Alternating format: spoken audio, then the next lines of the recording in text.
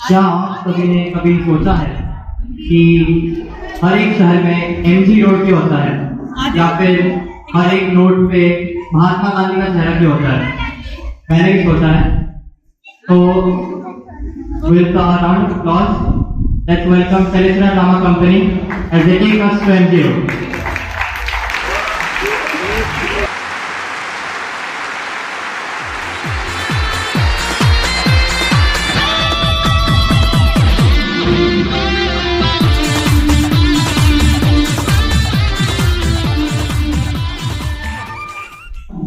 कहाँ मिलना है डिनर पे? ऐसी जगह पर चलते हैं जहाँ कुछ डांस कर सकते हैं। हाँ, किसी डिस्को में जाए। अरे यार, तुमने तो सैंडल पहने हैं, तुम्हें डिस्क में नहीं जाने देंगे। डिस्को में शूज कंपलसरी है। क्या यार ये सब rules? I don't like this. Finally कहाँ जाना है? एमजी रोड चलते हैं, वहाँ पे बहुत ऑप्शंस है। यार एक बात बताओ, ये हर सिटी में एमजी रोड क्यों होता है? ये एमजी क्या है? ये एमजी रोड में एमजी क्या है पता है? नहीं तो। एमजी यानी महात्मा गांधी। ओ यानी जो हर नोट पर रहते हैं। हाँ वही, हर नोट पर गांधी जी क्यों होते हैं पता है? नहीं। वेरी गुड, तुम आजकल के बच्चे सच बोलते हो। तो जवाब ये है कि गांधी जी ने भारत के फ्रीडम फाइटिंग में बहुत बड़ा काम किया था। जब वो साउथ अफ्रीका में थे तब से। आंटी, आपके पास कुछ ऑडियो विजुअल है क्या? क्योंकि हम लोग ऐसे नहीं समझ सकते।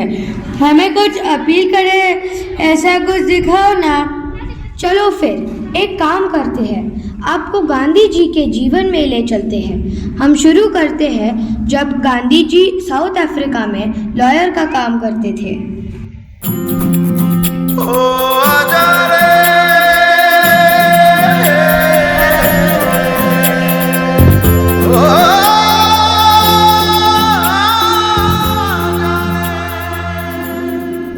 गांधी जी 1893 में साउथ अफ्रीका के पीटरमाटिसबर्ग स्टेशन पर फर्स्ट क्लास के डिब्बे में ट्रैवल कर रहे थे।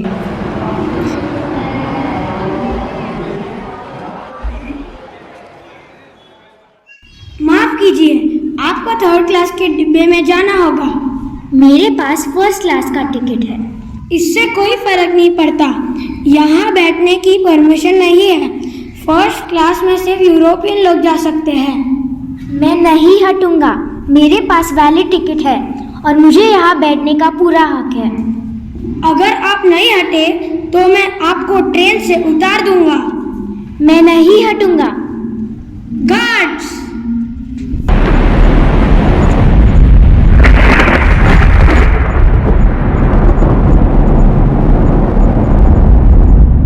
ये अन्याय है, मैं चुप नहीं रह सकता।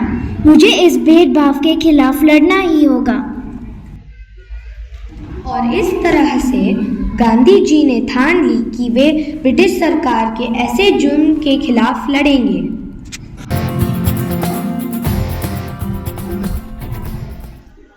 अगले साल यानी 1894 में गांधी जी डर्बन सिटी के एक मीटिंग हॉल में भारतीय लोगों को भाषण दे रहे थे।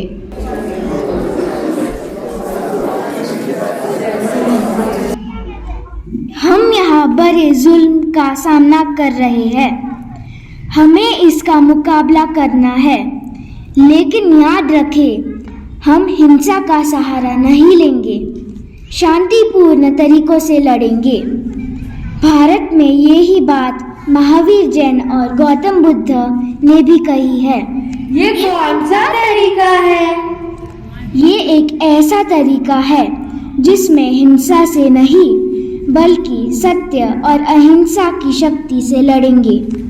मैं इसे सत्याग्रह कहता हूँ, यानी सत्य की शक्ति। ये कैसे काम करेगा? कोई भी अन्यायपूर्ण कानून का पालन नहीं करेगा और बिना प्रतिकार किए जो भी परिणाम होंगे उन्हें स्वीकार करेंगे। इससे जो हम पर अन्याय कर रहे हैं यानी ब्रिटिश सरकार, उसमें भी बदलाव आएगा। क्या ये प्रभावी होगा? क्या जो निर्दयी है उन पर इसका असर होगा? होना चाहिए। हिंसा केवल और हिंसा को जन्म देती है, लेकिन अहिंसा के मार्ग से हम सच्चा और एक ऐसा बदलाव ला सकते हैं जो 1-2 दिन नहीं, हमेशा के लिए हो जाएगा। हम आपके साथ हैं गांधी जी। चलिए इस लड़ाई की शुरुआत करते हैं।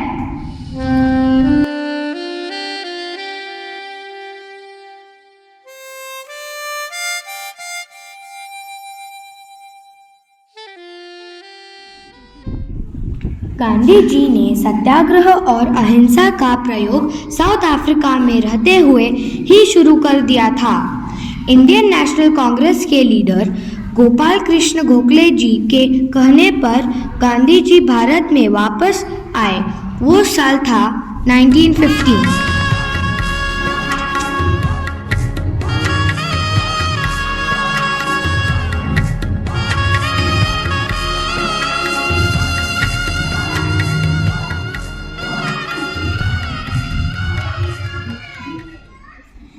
भारत आने के बाद 1917 में गांधी जी बिहार के चंपारण गांव के किसानों से बात कर रहे थे।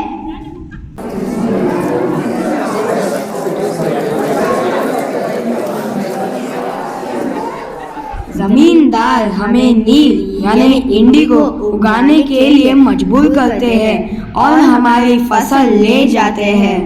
ये नील जमींदार अंग्रेज लोगों के हाथों विदेश में बेच देते हैं और हमारे पास कुछ नहीं बचता। हम इस अन्याय का मुकाबला करेंगे।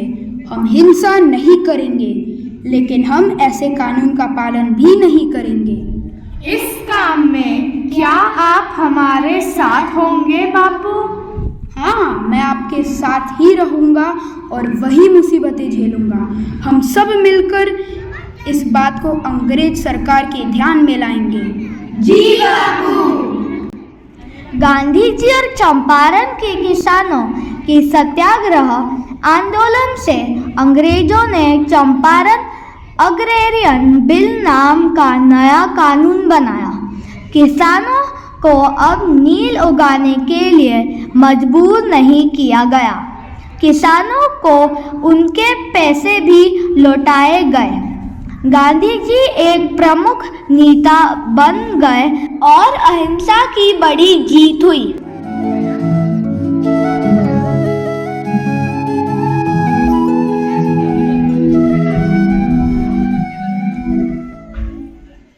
साल 1920 गांधी जी बहुत बड़ी भीड़ को भाषण दे रहे हैं।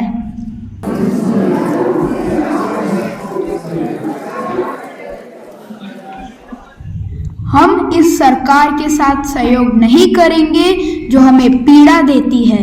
हम ब्रिटिश वस्तुओं, स्कूलों का और कोर्ट का बहिष्कार करेंगे। हम अहिंसा पे चल के अपनी स्वतंत्रता की मांग करेंगे। महात्मा गांधी जी की जय। महात्मा गांधी जी की जय। याद रखिए, हमारी ताकत अहिंसा में है। हमें किसी भी प्रकार से हिंसा का सहारा नहीं लेना चाहिए। चलो।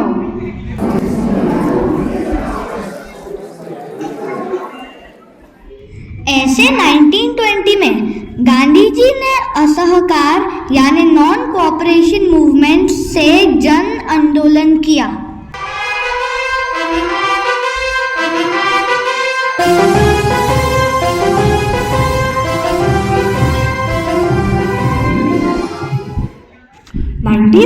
में गांधी जी गुजरात के साबरमती आश्रम से डांडी गांव तक पैदल चल के गए थे। इसे नमक मार्च यानी सॉल्ट मार्च भी कहते हैं।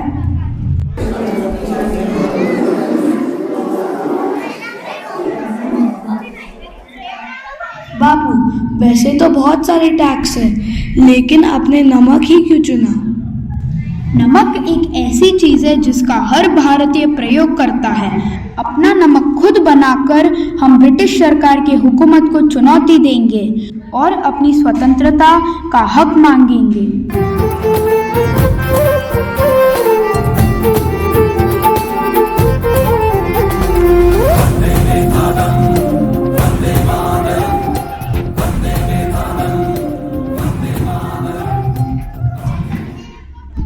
हम अपनी स्वतंत्रता के लिए चल रहे हैं। मन में शांति और कदमों में संकल्प के साथ हमें 240 माइल्स चलना है।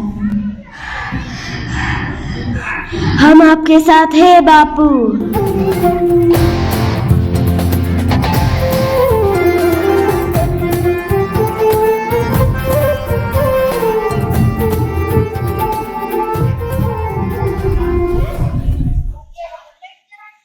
इसके साथ हम गुलामी की जंजीरों को तोड़ते हैं। महात्मा गांधी जी की जय।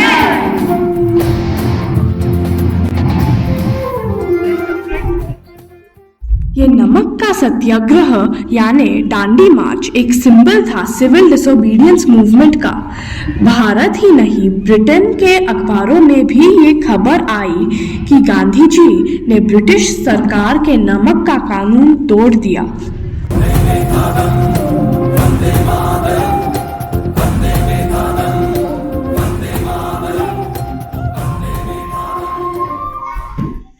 1942 में भारत छोड़ो यानी क्विट इंडिया आंदोलन हुआ था। उस समय गांधी जी मुंबई में सभी स्वतंत्रता सेनानी से बात कर रहे थे। हम भारत से ब्रिटिश राज को खत्म करने की मांग करते हैं। अंग्रेजों भारत छोड़ो का हम ऐलान करते हैं। हमारा नारा है करेंगे या मरेंगे, हम किसी को मारेंगे नहीं। अहिंसा के इस रास्ते पर हमें सब कुछ बलिदान करने के लिए तैयार रहना होगा। बापू, अगर ब्रिटिश अफसर हमें गिरफ्तार करेंगे तो? करने दो, हमारी मांगे और हेतु उचित है। अहिंसा के हमारे तरीकों से अंत में हमारी ही जीत होगी। Mr. Gandhi, you are being arrested under Defense of India rules. अंग्रेजों भारत छोड़ो, अंग्रेजों भारत छोड़ो, अंग्रेजों भारत छोड़ो। गांधी जी को गिरफ्तार करके पुणे के अगाखा पैलेस जेल में रखा गया। गांधी जी वहां पे 2 साल तक कैद थे। भारत छोड़ो आंदोलन का स्वतंत्रता मिलने में बहुत बड़ा हाथ है। गांधी जी, सुभाष चंद्र बोस और बाकी बहुत सारे नेताओं के प्रयास सफल हुए। ब्रिटिश सरकार ने 1947 में भारत छोड़ने का फैसला किया। जय हिंद।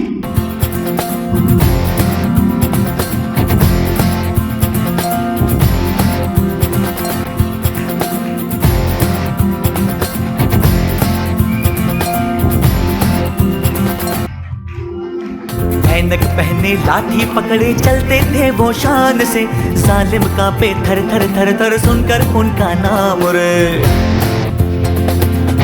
हो कद था उनका छोटा सा और सरपट उनकी चाल रे, दुबले से पतले से थे वो चलते सीना तान गए। वंदे मातरम, वंदे मातरम, वंदे मातरम, वंदे मातरम।